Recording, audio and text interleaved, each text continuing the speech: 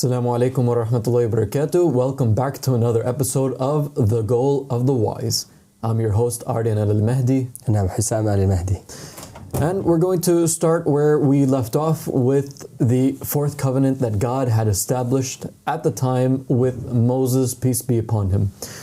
Moses, peace be upon him, we talked about the covenant that God had established with him, right. And there's a ton of points that we have to highlight because, my God, it was a ton of things that we went over yesterday. I think it was a lot. The laws. Yeah, we discussed many of the laws that were inserted into the covenant of Moses alayhi salatu wasalam, and it was a lot. There is so much to go through.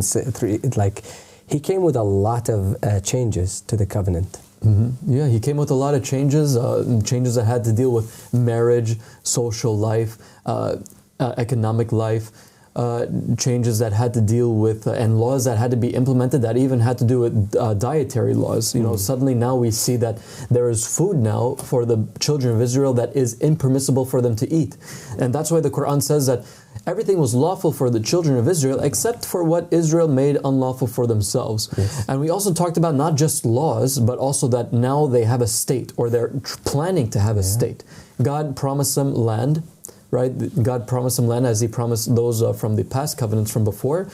And also we're aware now that not only is this issue still ongoing between the Adamites and the Canaanites, but now it is by law lawful for an Adamite to defend himself from a Canaanite, something that we really took up the whole episode talking about because it was such an important topic that we had to cement in the minds of the people, that during that time the Canaanites now did not really stand a chance against the Adamites, as the Adamites now had a chance to defend themselves and also to be on the offense in terms of defending themselves. Yeah, Moses has at that time, he had about 600,000 Israelites with him. Mm-hmm. So he's not like a small tribe or a small family like Abraham was. You know, the covenant with Abraham was with his family, or with Noah at that time, and it was a small family.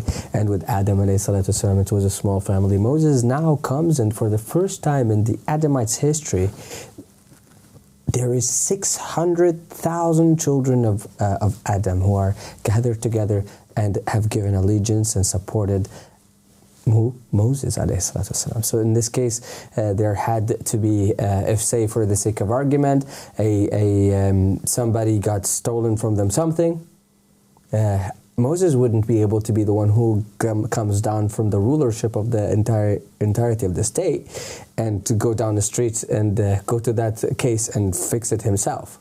So there has to be now a justice system. Mm-hmm. Like the justice system has to take over and starts to educate themselves, and people had to sit down and study the matters of the law and study all these laws and memorize them and be able to implement them justly.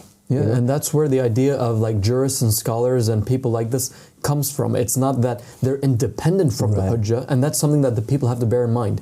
It is not possible that a scholar or a jurist or someone who is working around Islamic or Judeo or Christian law, they have to always refer back to the Imam of the time. It's the Imam of the time who dictates the law, and all they do is apply it in the society. That's all. Yeah. They cannot do something called, I believe it's called ijtihad in Arabic, in which they... Yes. You can explain it. Yeah, no, ijtihad is when you're you struggle to in a matter, a single matter, that's a modern day matter. Say you want to donate a body part, right? So you want to donate a kidney or something of that kind.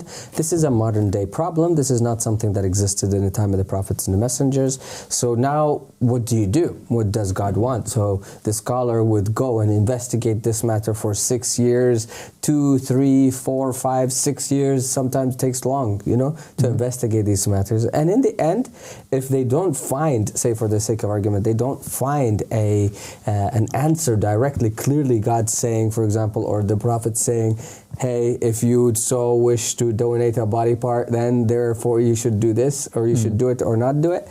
When they don't find the answer, they make up one based on their own understanding and their own assumptions, right? Yeah. So, say for example, if donating a kidney is going to save somebody's life, so the scholar might use a Quranic verse which says, And if you bring to life, if you give life to a self, then it's as if you have given life to all of mankind. Yeah, so and like so he would justify tahleel, or allowing such a behavior to happen without God's direct influence. You know, it's funny. Like Abu Salik, one day he in one of the episodes he actually talked about the earring being a sunnah, right? Right. And it's so like, you know, somebody asked one of their scholars, hey, is it okay to wear earrings, right? Yeah. And instead of going, and obviously the scholar probably didn't do his research, or he knew, but he gave a false answer, and he said, no, it's impermissible because it looks you would look like a woman, or you're imitating woman. Exactly. So, you know, these scholars are scholars who are that's based on a hadith. Yeah, exactly. It's based on a hadith, but instead of taking the hadith, he went by his own opinion and said, look, in modern times you would look like a woman, therefore it's haram to wear earrings. But the fact of the matter is that this is absolutely what makes a non-working scholar a non-working scholar. Instead of working by the laws and the jurisprudence and by the aqeedah, the belief of the covenant that he is upon, he works by his own covenant that he made up in his mind, his own rules that he makes up in his mind. And that's something not permissible. That is something that labels you as a non-working scholar over a working scholar who follows the imam of the time, takes his teaching and brings it out to the people in order that they may know God and obey God. Yeah, you know, Ardian, it's very strange that these scholars actually are followed by the billions of people around the world. Because if you look at a doctor, for the sake of argument, right, they get their certification from a specific head of say the doctors. There is a president, you know, of the whole healthcare industry, which has the stamps, and they make it official, right? Yeah. While the scholars are all if who's going to be that head, except for a man who's appointed by God? It's because now if they say there is no man who's appointed by God, then it's free for all. Yeah, for sure. And anybody, I could right now wear a turban, sit down, and I say, I studied. Yes, I studied a lot. Here's my certificate. Come and ask me, and I can print out for you a certificate, and I can 3D print for you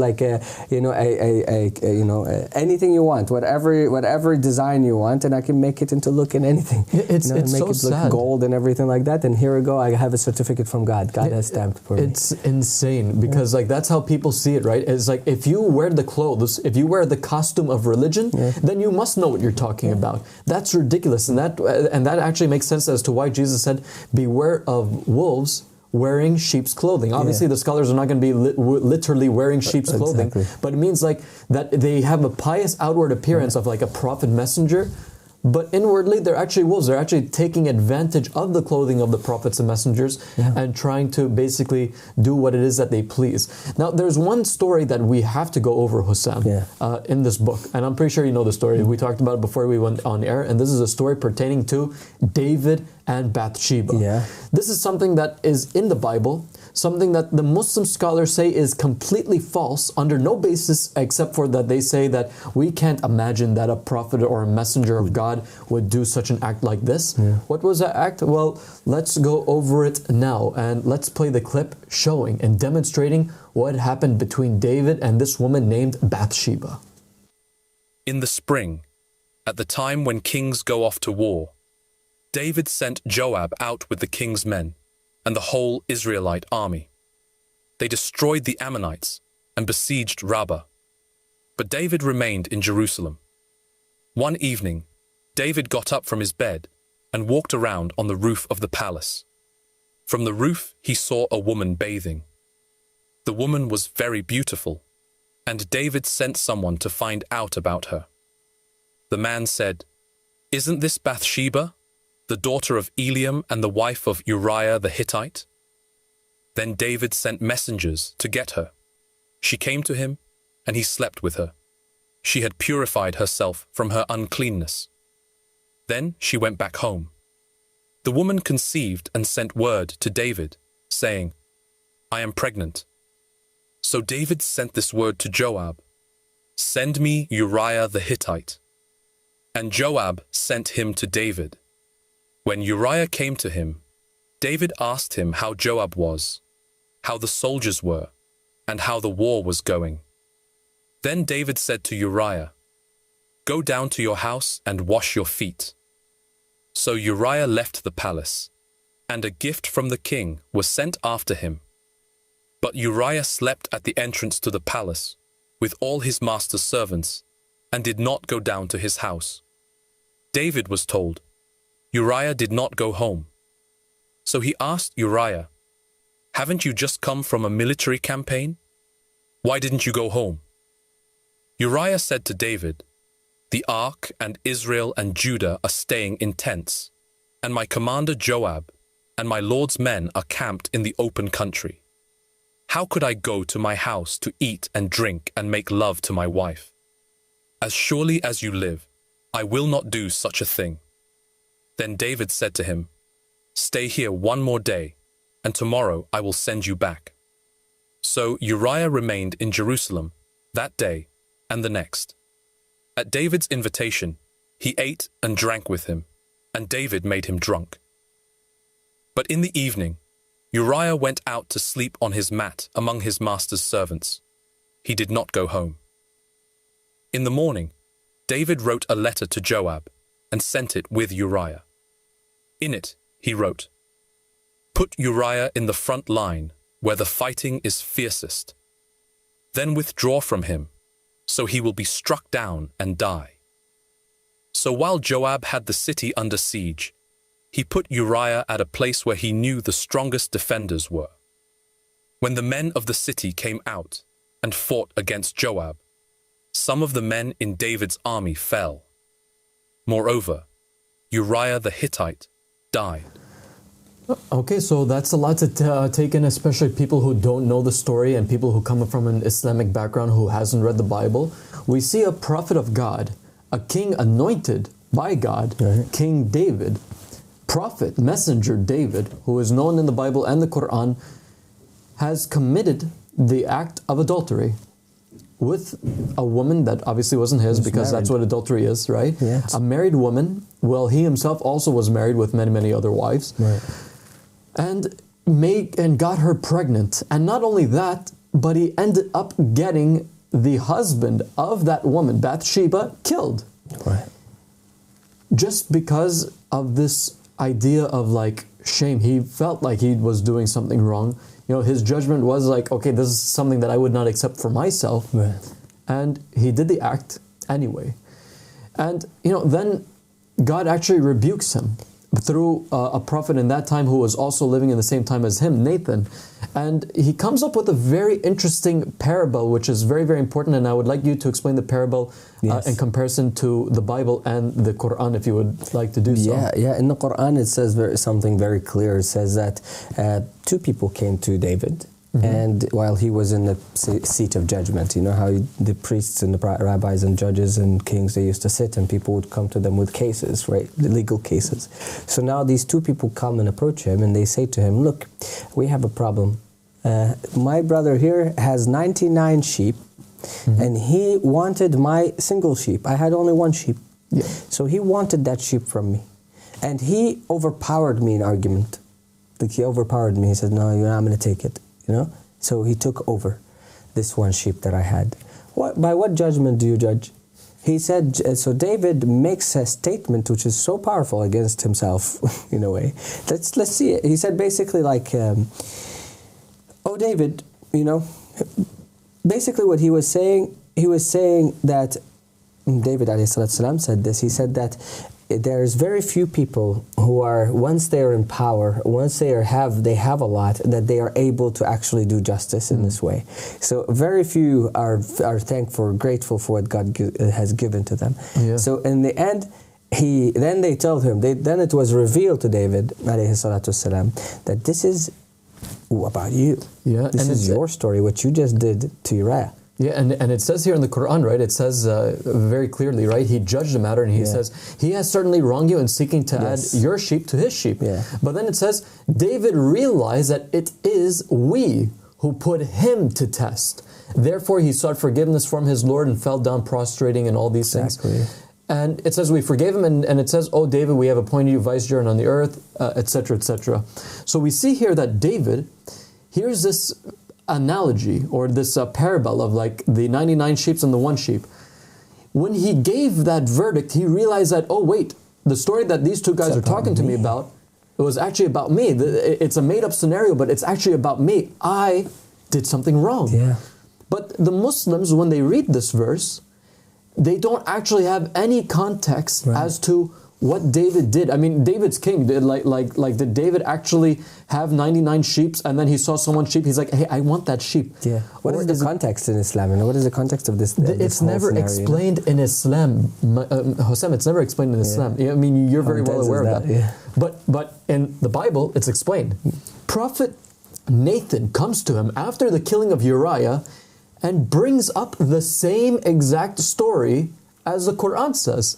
It says here, right, that Nathan comes to David, right? Nathan is a prophet in the Bible. He comes to David like angry, right? He says, there were two men in a certain city. One was rich and the other one was poor. The rich man had a very large number of sheep and cattle, but the poor man only had one little sheep or lamb that he had brought.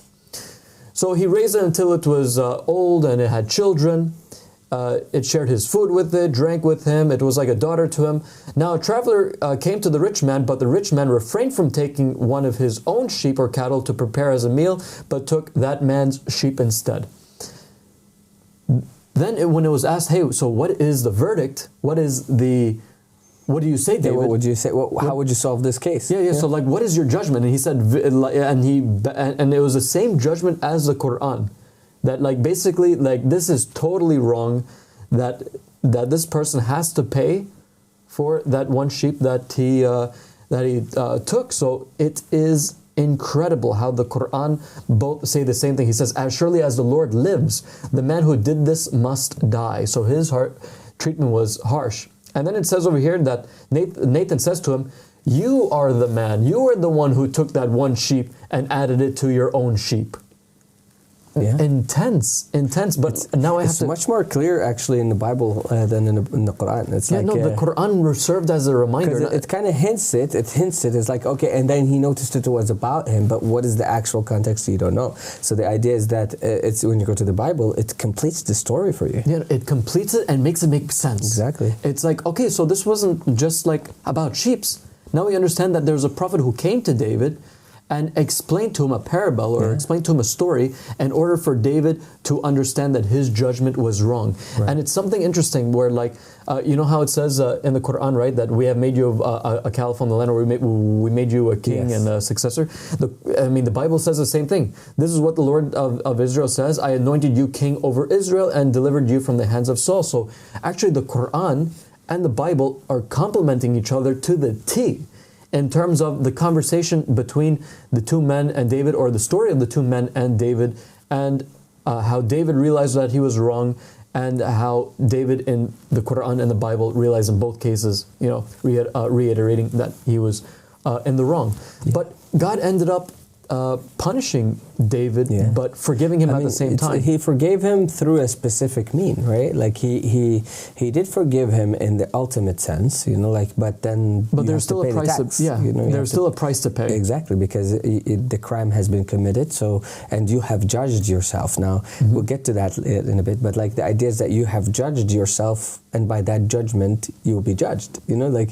How it reminds me of a statement. By judge not, lest you be judged by the same judgment you judge others. So this is a very powerful statement. This is a sentence that if you study and you meditate on for a while, you'll find it to be so deep that it's really like the story of David can show you a different depth of this kind of thing. Because Abu Sadiq alayhi salatu wasalam, our Imam, has asked a very simple question. He said, like, if David did not judge this case in this way, and he actually, for example, had no problem with the guy who owned 99 sheep and taking over the one sheep, what would God do?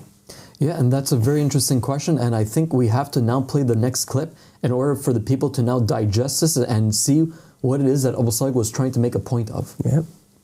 So the story of David and Nathan, and the parable of the rich man and the poor man with many sheep, is repeated again in the Quran, so that none can deny the story of what happened with David and Bathsheba.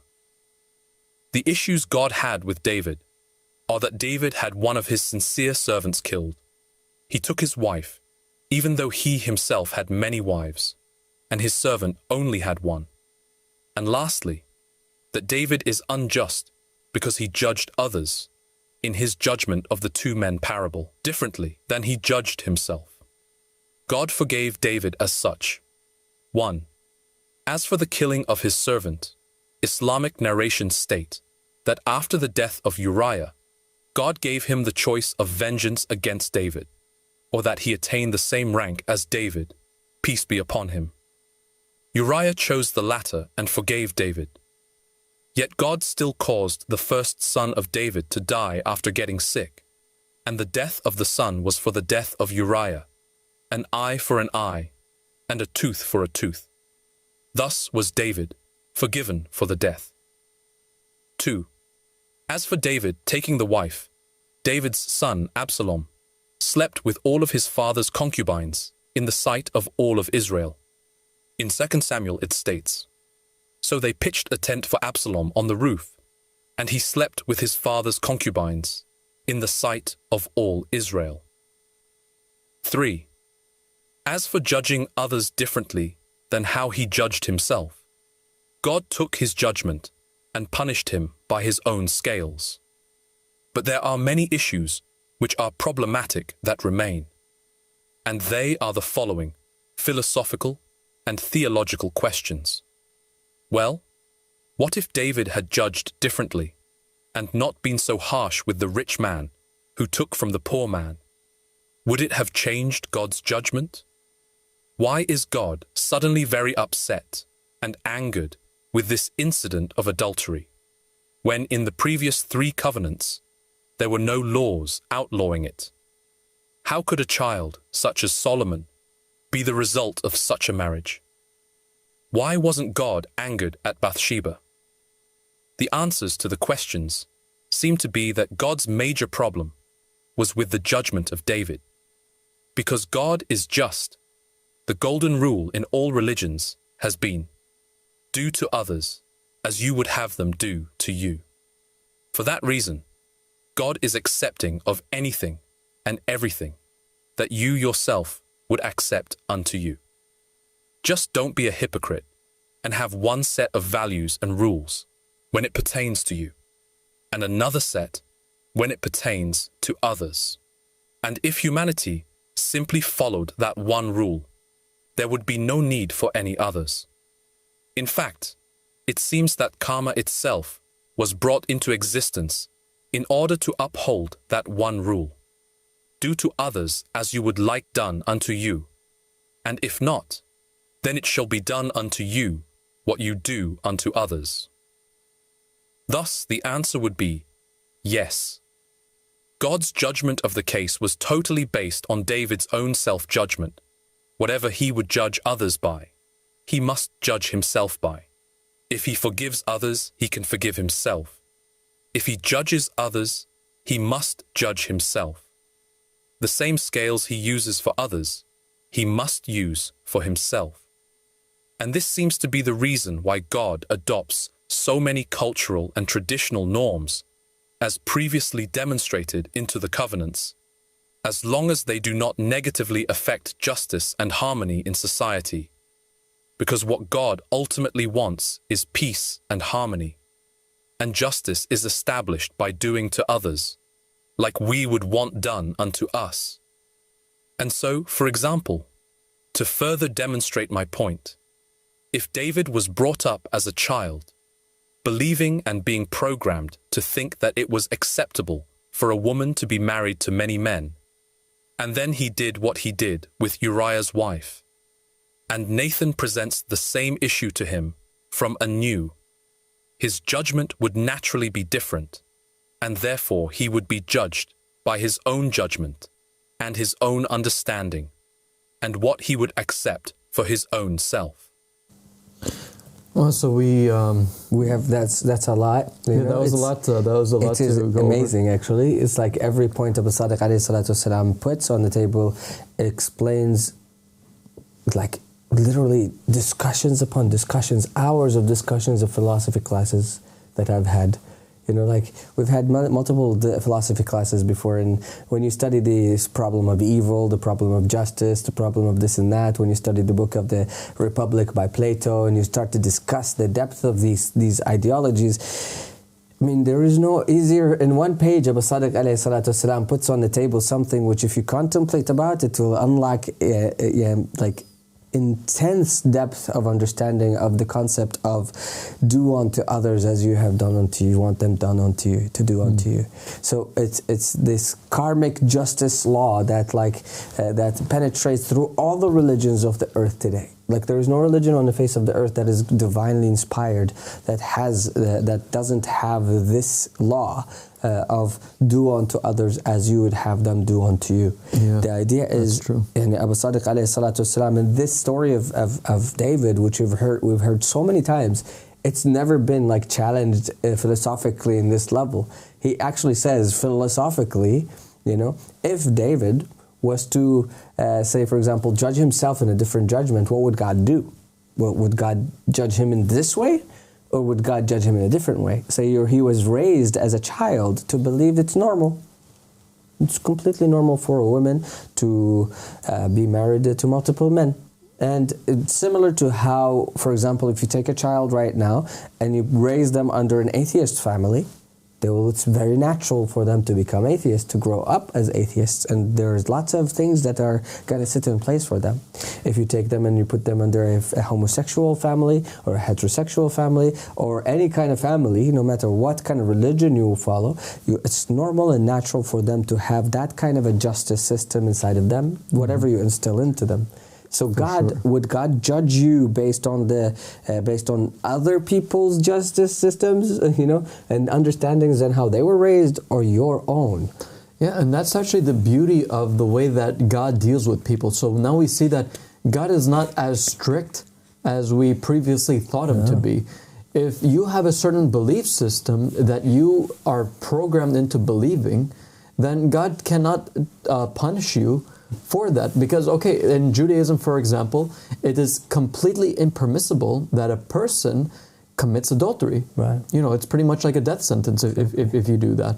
Same thing in Islam as well. However, God sees it that if a person was programmed that this kind of relationship is okay and that it's not a sin and it's not a problem and there is no such a thing as haram in this sense or impermissible in this sense, then God has no choice but to judge the person based on his understanding. Otherwise, God would be unjust, because it was God who allowed that this child be brought up in an environment where he accepts these things as a social norm. So, God being merciful and wise, why would he then pass a judgment which would be unwise that, now we have to punish this guy because his understanding is wrong and he did something which I said was impermissible, but he thought it was permissible or he accepted it. I mean, it would be unfair. It wouldn't make sense. And that's why we see that in the story also, and that's something that interesting to point out, is that David, right, because he judged himself, and he judged himself the same way that he judged the whole story about the sheep, right? Then he deserved that judgment based on himself too. So God will judge you based on how you judge others. Yeah, exactly. And interestingly enough, right, is that the person who was rebuked was only David, and Bathsheba, God didn't even mention. God didn't even look at her and say hey, you cheated on Uriah. But actually the reason why, and we see that both in the Quran and the Bible, that she's never brought up. But why was she never brought up? The reason why she was never brought up is because Nathan is an appointed vicegerent of God. And because he is an appointed vicegerent of God, then it is upon the believers to obey. Bathsheba was simply obeying the imam or the prophet messenger of her time. Yeah. Exactly. So for her, there's no blame on her, because it's like, hey, look, the king said for me to perform this act with him. Yeah. He's chosen by God. So this took place. So this was something that we see happening and clearly here, like God did not pay her any mind, and also increased her in blessings. Because she was submissive, God made her a queen. God made her known in history, and God ensured that the son that died in place that she gave birth to would be replaced by another Hujjah, by another prophet, messenger, king of God, who was King Solomon. I mean, that just goes to show you that although David did wrong, God repaid back David for what Bathsheba had of faith in terms of exactly. And I think that it's very clear that God is the judge. You know, over the kings. We have to talk about this for a little bit, just to remind the people that a person who's appointed by God as a king, as a philosopher king, as a ruler, as a vicegerent, has the immunity from breaking the law. This is just natural. This is natural law. If you go to the President of the United States, for example, you'll find them immune from committing crimes. If you go to the Queen of England, or the King of England, you'll find them immune from natural law, from breaking the law. You'll find this is the case with all the presidents of the United States and all the presidents around the world. They're immune. So the idea is, what is the difference? There's no difference. God, in fact, they took that system from the divine system. You know, because in fact they shouldn't be, immune from the law, because they're fallible human beings who their God is going to judge them in the afterlife, but God judges the vicegerent himself. That's why David ﷺ, for example, it's in the case of Uriah, no one could stamp David and judge him, because if you judge him, then you're supposed to be better than him. Exactly. But who is better than David at that time? Nobody. So the idea is that he is the better one. So who's going to judge a person who is the better one? You cannot judge someone who is better than you. It has to be God. There is no one else. Exactly. So we see that God did take judgment into place. God does not have this familiar kind of reasoning and tribalism where, oh, he's my best friend, I'm just gonna ignore a blind eye.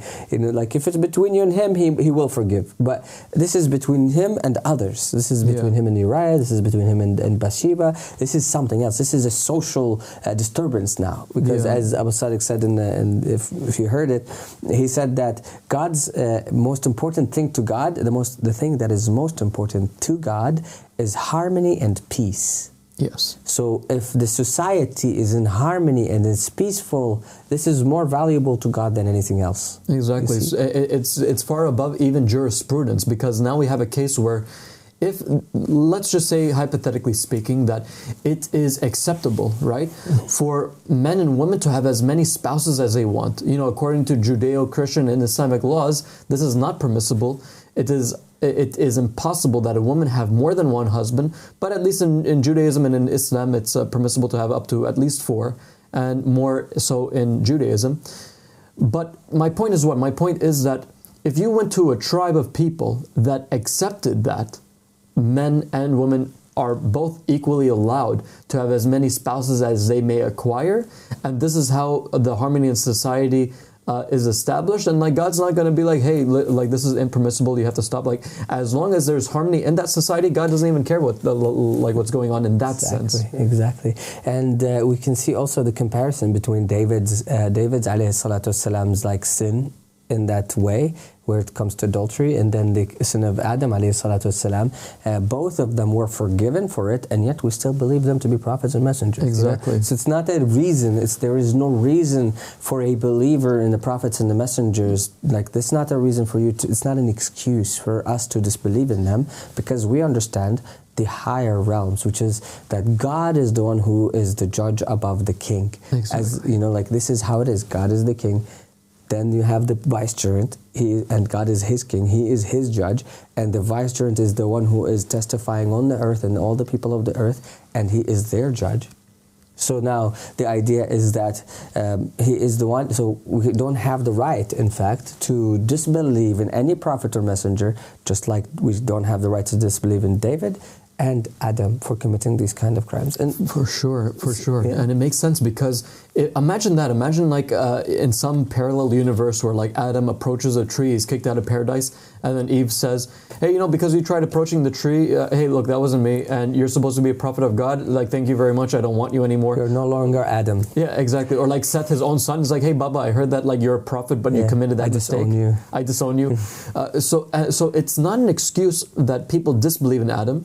It's not an excuse that people disbelieve in Noah because he planted the date palm tree and the punishment was delayed each time that he would do it, for those who remember the story from the previous episode. And so too, it's not the case that people can now make an excuse against David and saying, David committed adultery, therefore, like, he cannot be a prophet messenger of God.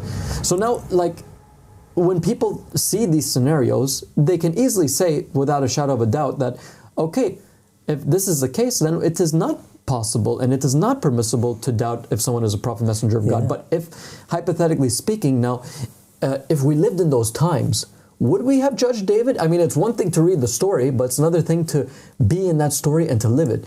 Would we be of those who looked at David and say, man, that's filthy, like, what's wrong with you? Yeah. And like, would you judge? Like, or would you not judge? And I think that's where faith comes in now. If he is appointed by God, you cannot say anything against him. As you said, the person who can say anything against David is only God himself. And God, by the way, us as human beings faced with a legal case of that sort, even if you go to the courts of law, you will find the punishment to be much lesser than the one that God did to David. So God has like really placed a huge, massive strike on David. He struck him down with like quite a heavy hit, you know, like he made his concubines, all of his wives basically be had by his son in front of the entirety of Israel. This is, if there is a shame, this would be very shameful in a tribe of Israel, which is very honor heavy. Right? So, and also you can see that where God subhanahu wa ta'ala has the punishment of David, he was almost dead. He almost got killed for this act. Like he was literally in the hands of Uriah. He could have easily decided to unalive him, to kill him on the spot. You know, and had he chosen that, David would have been killed. God is just. You know, so he offered Uriah, do you want the rank of David or do you want to kill him right now? Yeah. Take revenge. So now he chose to, of course, he chose the smarter idea. Yeah, he chose to forgive David and receive his rank. And actually that makes sense because there is that idea, eye for an eye, tooth for a tooth. And since he judged himself that way, now we know why it is that God didn't end the life of David, but only just took him his son. Yeah. So that is amazing. But, you know, there's another person that we also have to focus on too, that for sure people, like, if they actually looked at him, they would have probably thought to themselves, how can that be a prophet or a messenger? And that is the successor of David, Solomon. Solomon, man, he is someone who, according to scripture, had 700 wives and 300 concubines. You would think that this guy was some sort of like guy who was just collecting women. I mean, imagine that, 1,000 women just for King Solomon. Right. I mean, that is something. Imagine now you go to Forbes, you know, or you go to online, Google, top richest person on the planet Earth today, and pop Solomon. You know, that's basically how rich he was. He was the richest of the riches. You know, like there is no kingdom on the face of the earth that was richer than his.